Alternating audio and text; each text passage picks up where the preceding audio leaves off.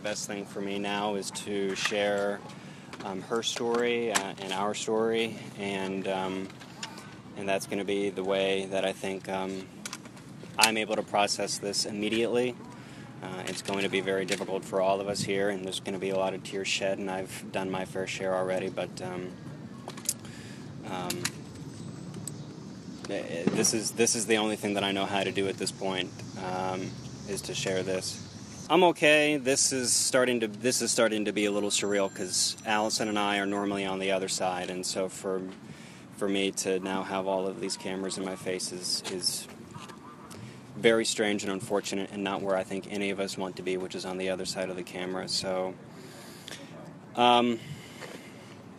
I thought that it was important for me as a member of this community and a leader of this station and someone who loved Alison infinitely to come out and share with you her story and her life, one of great promise and exuberance and joy that now will not be able to continue.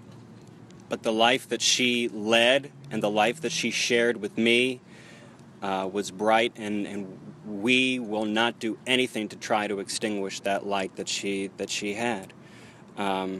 So it will probably be best if you guys just go ahead and start asking me questions, and because I do have a lot to share, but I probably couldn't get all to it off the top of my head. Start at the beginning. What happened this morning? I really know as much as everybody else knows.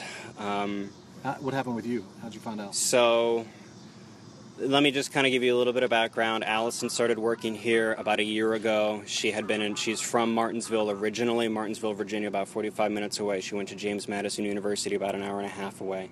She is a local girl. She is local to this community. She is a native child to this area, and this area loves her. And she started working here as a morning reporter a year ago. She since has taken on extra responsibilities for anchoring and special projects. She just helped do a wonderful half-hour special on child abuse that she contributed a host of material for. And she and I began dating. January 1st was our first date. We actually, one thing led to another at the Christmas party, and that's how I finally asked her out, was at the Christmas party this past year, the holiday party for the station. So this, I think, was a romance that was central to WDBJ-7, central to this community. So with that being said, we had just moved in together because we had desires to get married and buy a house together. We needed to move in and cut costs and save money. And so our schedule was, I anchor the 6 and 11 o'clock news. I would come home around midnight, wait for her to get up.